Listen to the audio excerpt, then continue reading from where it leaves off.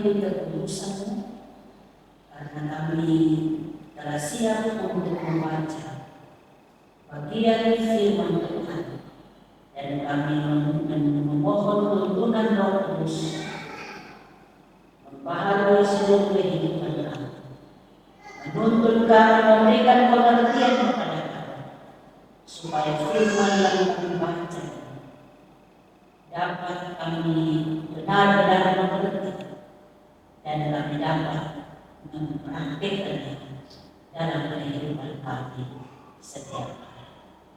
Amin. Bagian pembacaan kita Lukas pasal 22. Lukas pasal 22 ayat 39 sampai ayatnya yang ke-53.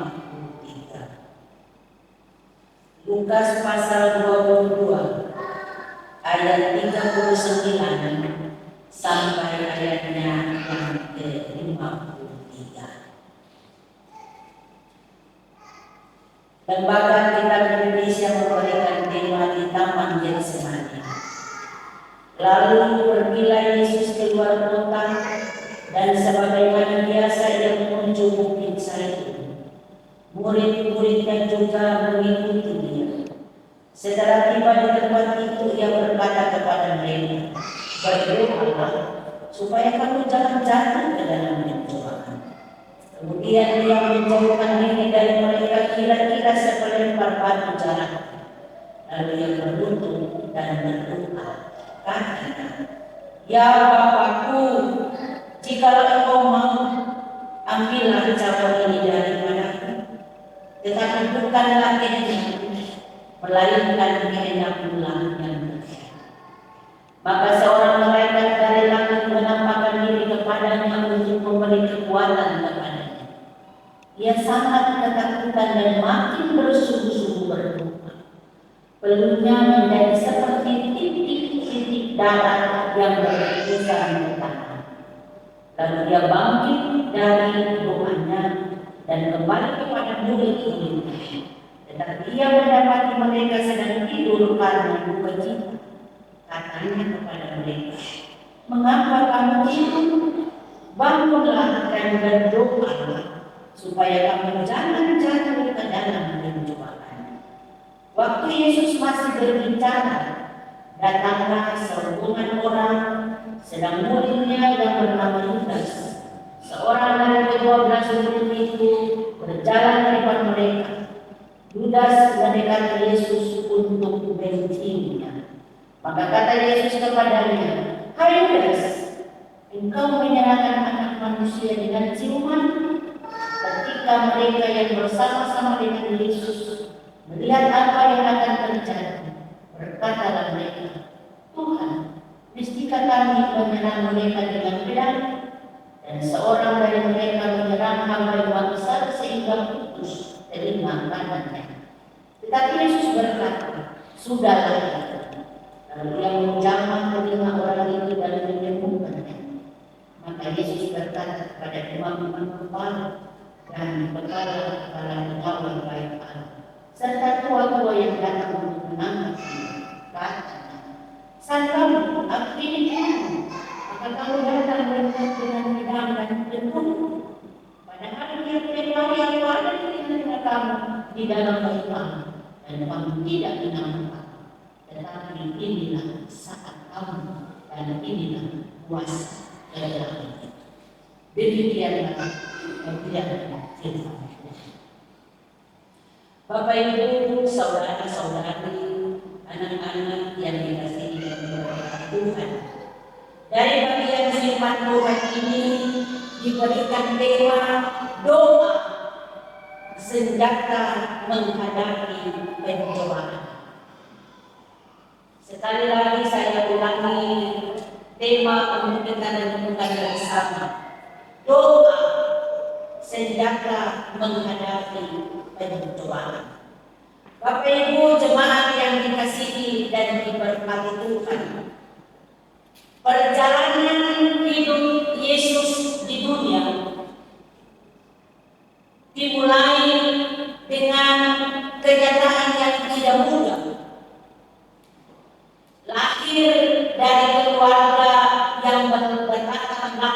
yang sangat sederhana. Diizinkan Allah untuk menikmati hidup dengan keluarga besarnya selama 33 tahun. Dan selanjutnya dalam hidup kesederhanaan dan berada di lingkungan yang tidak selalu dapat menerima Yesus, itu adalah kenyataan yang sering menempatkan Yesus dalam keadaan yang tidak mudah. Bapak Ibu jemaat, meskipun demikian, Yesus selalu mengambil waktu untuk menjalin hubungan dengan Allah Bapa di sorga dalam doa. Dalam pelayanan yang diizinkan Allah yang dilakukan Yesus selama 3,5 tahun, dari satu tempat ke tempat yang lain, menghadapi tantangan dan cobaan yang tidak pernah berhenti, menjadi bagian kehidupan Yesus. Bahkan dalam menjalani rencana Allah agar manusia tidak binasa, Yesus harus memberi diri ada dalam penderitaan yang begitu berat bagi seorang manusia, sampai akhirnya Yesus menghembuskan nafas terakhirnya. Tetapi Yesus selalu menjadikan doa sebagai senjata, sebagai sumber kekuatan dalam menghadapi semua masalah dan semua pencobaan di dalam kehidupan. Sehingga kalau kita melihat dalam bagian bacaan di saat ini, Yesus memulai pergumulan yang berat diawalinya di Taman Getsemani. Bapak Ibu saudara-saudari yang dikasihi Tuhan, dari bagian firman Tuhan ini, dari ayat 39 sampai ayatnya yang ke-53 ini, memberikan kami pemahaman untuk bagaimana kita belajar tentang penderitaan yang dimulai dari Taman Getsemani. Pada ayatnya yang ke-39 di situ dikatakan, lalu pergilah Yesus keluar kota dan sebagaimana biasa ia menuju Bukit Zaitun. Murid-muridnya juga mengikuti dia. Setelah tiba di tempat itu, ia berkata kepada mereka, berdoalah supaya kamu jangan jatuh ke dalam pencobaan. Bagian ini Yesus mengingatkan kita bahwa manusia itu lemah. Ajaran Yesus di Taman Getsemani ini bagi para murid secara khusus adalah yang mengajarkan murid supaya berdoa, supaya kamu jangan jatuh ke dalam pencobaan. Karena pencobaan membuat banyak orang, termasuk para murid, melupakan ajaran Yesus Kristus. Karena Yesus tahu, Bapak Ibu Saudara, bahwa murid-muridnya lemah iman, tidak kuat tahan pencobaan, walaupun mereka selalu bersama-sama dengan Yesus. Sehingga Yesus menyarankan mereka untuk berdoa supaya mereka siap menghadapi kenyataan besar yang benar-benar akan menggoncangkan iman mereka. Yesus mengajarkan bahwa kita harus menjadi contoh dengan mempraktikkan ajaran yang kita berikan. Yesus menyadari bahwa bukan hal yang mudah bagi seorang manusia dalam menghadapi penderitaannya, dan sebagai manusia Yesus pun mengalaminya.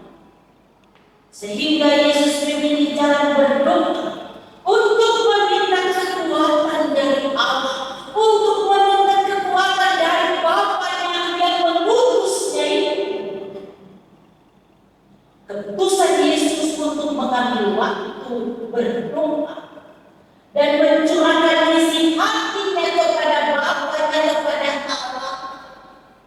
Ini adalah bukti bahwa sebagai manusia Yesus tidak bisa lari dari rencana. Kenyataan bahwa Ia akan mengalami siksaan yang berat Bapak Ibu Saudara sebagai manusia sudah ada di depan matanya, sudah dekat menghampiri sesaat lagi. Sehingga sebagai manusia, siapapun dia akan merasa ketakutan yang sangat dalam.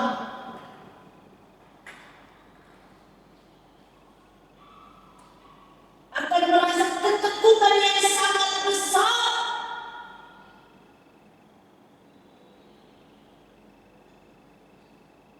Sehingga Yesus menunjukkan kesiapan menjalankan rencana Allah dengan berserah kepada Allah. Sehingga Yesus berdoa.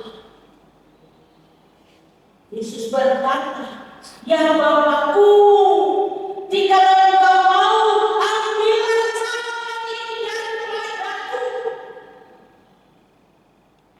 Tetapi bukanlah kehendakku, melainkan kehendakmu yang terjadi." Ini adalah sebuah bentuk kepasrahan diri, kepasrahan hidup Yesus kepada Allah Bapa di surga. Karena dalam kelemahan sebagai manusia 100% yang diizinkan Allah untuk merasakan kehidupan manusia di dunia ini.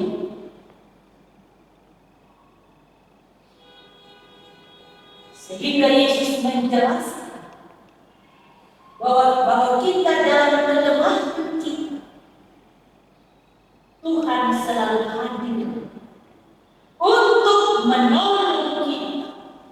Maka pada ayatnya yang ke-43 di situ menjelaskan bahwa karena Yesus meminta dalam doanya agar kehendak Bapa yang jadi, maka seorang malaikat dari langit menampakkan diri untuk memberi kekuatan kepada Yesus.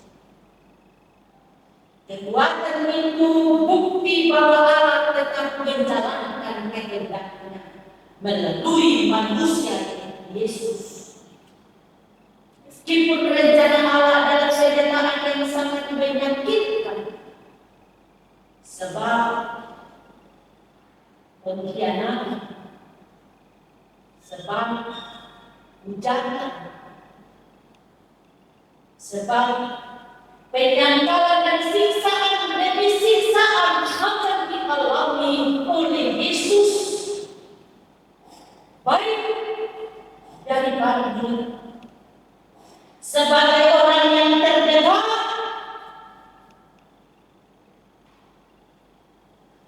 yang selama pelayanan Yesus 3,5 tahun berjalan bersama Yesus, melihat apa yang Yesus lakukan, sampai para pembenci Yesus, meskipun kedatangan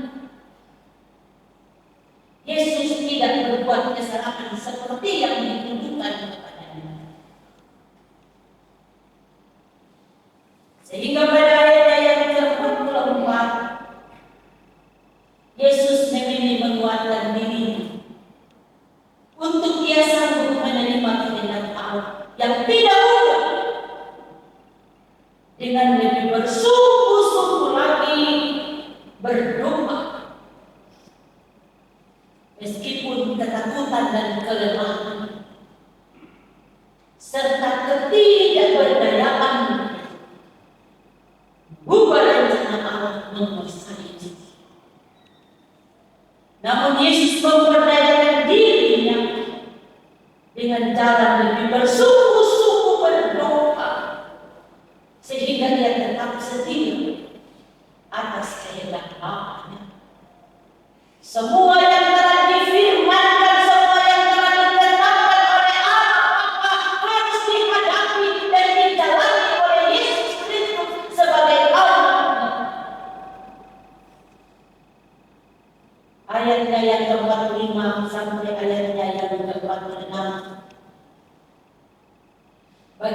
ini kita dituntut untuk harus memberdayakan orang lain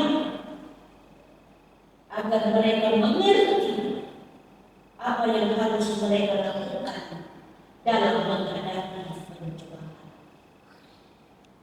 Yesus dalam situasi ketidakberdayaan Bapa itu dalam menghadapi kehendak Allah yang begitu berat bagi seorang manusia.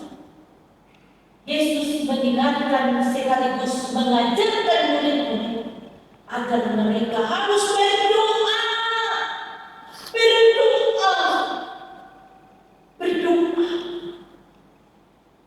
karena kelemahan mereka dapat menguasai rasa mengantuk yang telah membuat mereka tertidur saat Yesus berdoa. Sehingga Yesus mengingatkan mereka untuk berdoa, sebab kenyataan yang akan menggoncangkan iman mereka hampir tiba.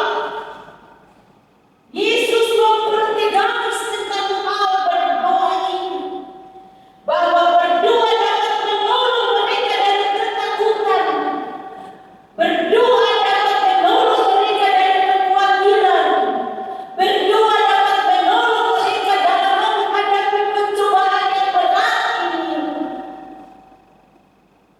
dan berdoa dapat mampu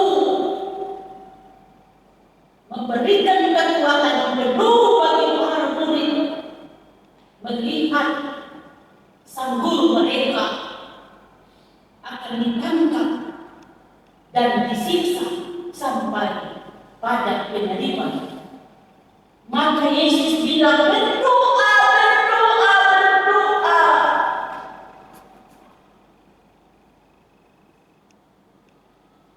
Ayat yang 47 sampai ayatnya yang ke-48. Di situ dikatakan pencobaan terbesar biasanya datang dari pengkhianatan orang terdekat, teman yang baik, orang yang tahu kita. Pengkhianatan sering terjadi dari orang-orang yang sama. Contoh Alkitab berkata, contoh Yudas adalah salah seorang murid yang selalu bersama-sama dengan Yesus di dalam setiap pelayanan Bapak Ibu Saudara. Namun ternyata Yudas menjadi orang yang menyerahkan Yesus dengan ciuman ini. Jadi kalau kita bersalaman-salaman dan cium-ciuman, tiada ciuman kudus dan ciuman yang tidak ada tersembunyi.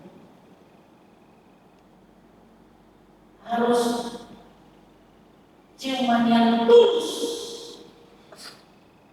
sebagai seorang anak, sebagai seorang murid, sebagai seorang hamba.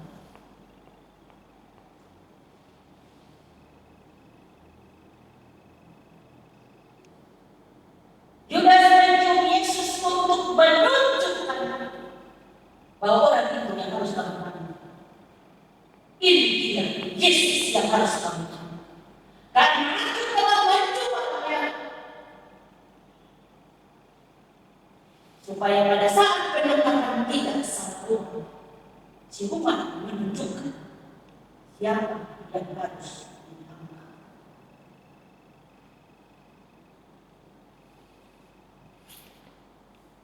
Yudas menjadi bukti bahwa tidak setiap orang terdekat adalah orang yang tulus mengasihi kita.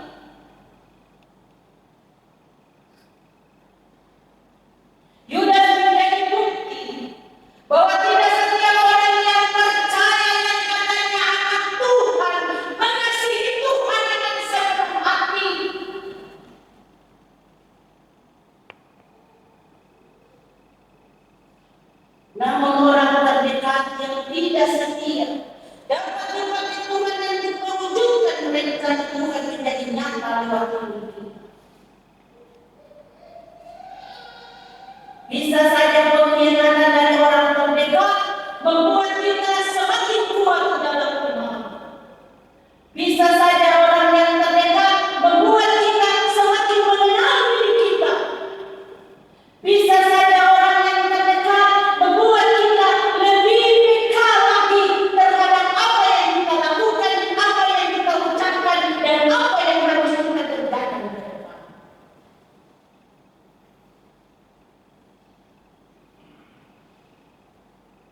hingga pada ayatnya yang 49 sampai ayatnya yang 51.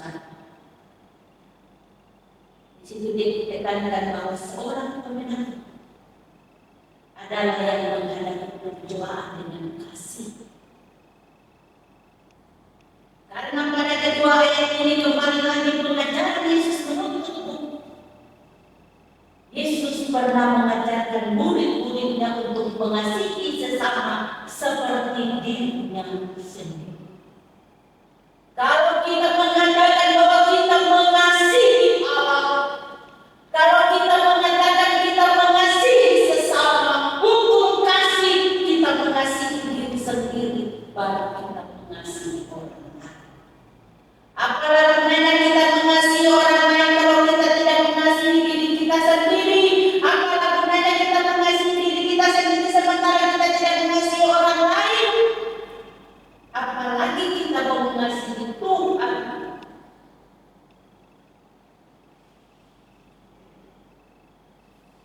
Dan di dalam pengajaran Yesus dalam doa Bapa kami, Yesus mengajarkan mereka untuk berdoa, ampunilah kami akan kesalahan kami, seperti kami juga mengampuni orang yang bersalah kepada kami.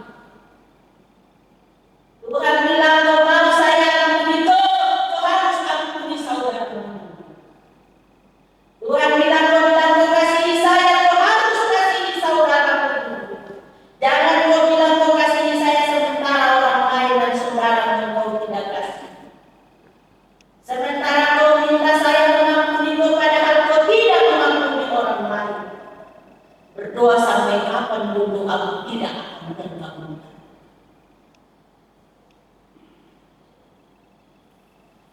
Sehingga ketika Yesus ditangkap, murid-muridnya berkata, mestikah kami menyerang mereka dengan pedang dan dengan refleks, katanya dengan sombong iman seorang yang mereka menyerang apa yang besar sehingga putus telinga kanannya. Apa yang Yesus lakukan? Yesus menegur. Yesus jangan, tidak usah. Sudahlah, tidak usah buat begitu. Itu bukan ajaranku, itu bukan yang kuperintahkan kepadamu. Kasihilah mereka, karena ajaranku mengasihi orang yang menyakiti. Berdoalah saja pada Tuhan. Pada saat kita disakiti, berdoa pada Tuhan. Curahkanlah air matamu pada Tuhan, bila diadili Tuhan. Tapi jangan kita salah. Kalau kita kedua berkata-kata itu salah, untuk jadi benar, salah tidak bisa. Yang salah tetap salah, yang benar tetap benar. Ini bukan Tuhan yang benar. Yang benar bisa, yang salah bisa dibenarkan, benar bisa disalahkan. Kalau ajaran Yesus Kristus, benar katakan benar, salah katakan salah. Makanya jangan berbuat begitu. Sudahlah, kamu tidak tahu bahwa ini saatnya untuk saya dari saat ini. Lalu disitulah Yesus mempraktekkan kasihnya. Dia menunjukkan kebaikan dengan menjaga telinga orang itu dan menyembuhkan telinga sesaat itu. Luar biasa, betapa dahsyatnya kuasa dan mujizat Allah terjadi pada saat itu. Kalau kita kembali ke medis, pada saat orang yang terputus ada dokter di situ langsung jalan. Tapi yang kita berkata, pada saat tindakan yang dilakukan oleh salah seorang murid kepada rombongan yang datang menangkap Yesus, dia mengangkat pedang dan memotong telinga kanannya. Pada saat itu Yesus membuktikan dia angkat telinga yang putus tadi bersama malaikat kayak orang bilang sulam, dan sulam itu diikuti pekerjaan Tuhan bukan sulam. Sikap Yesus menunjukkan bahwa orang yang mau menerima rencana Allah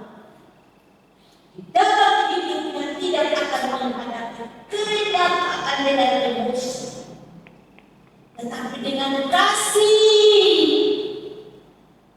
Kalau ada masalah persoalan Bapak Ibu jemaat, baik dalam kehidupan antara suami dan istri, antara anak-anak dan orang tua, hadapilah dengan kasih.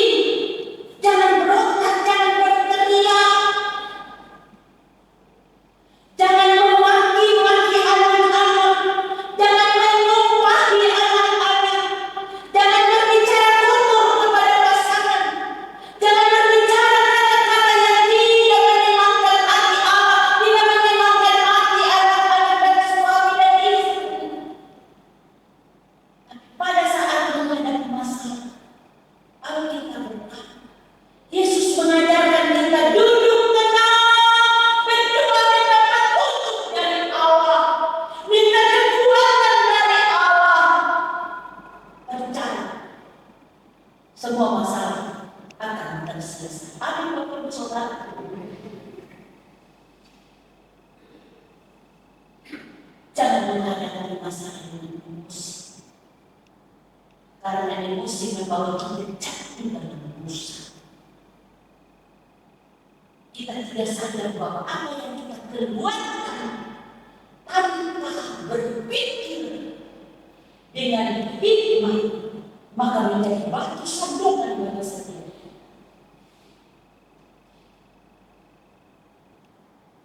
Sehingga ayat 52 sampai 53 di sini diajarkan kepada kita bahwa sebagai manusia hidup akan berjalan sesuai waktu Tuhan. Kenyataan yang tidak mudah telah terjadi pada Yesus dan murid-muridnya. Namun semua ada dalam rencana Allah. Sehingga Yesus menerima semuanya. Kata Yesus pada ayatnya yang ke-53b. Berkata demikian.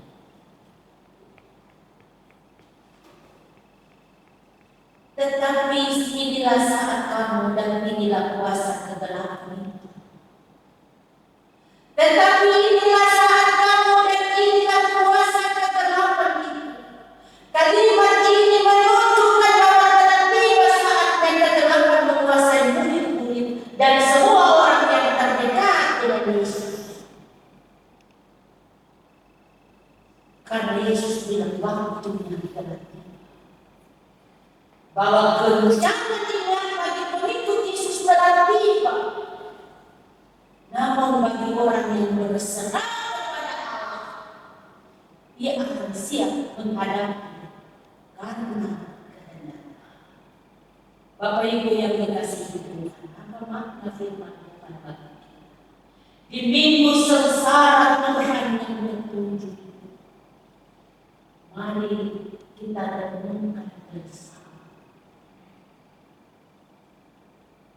33 tahun Yesus bersama-sama berasa hidup di tengah-tengah keluarga. Pada saat Yesus dibaptis, 3,5 tahun diizinkan Allah untuk Tuhan melakukan pelayanan, melakukan mujizat untuk memberikan suatu bukti kepada umat bahwa Allah, Tuhan Yesus adalah Allah. Selanjutnya dia ditangkap, dia disiksa, disalibkan, mati. 3 hari dia bangkit. Pada saat dia bangkit, dia tidak langsung naik ke surga. 40 hari dia masih hidup di bumi lagi, dan 40 hari itu dia menampakkan diri kepada murid-murid dan kepada banyak orang.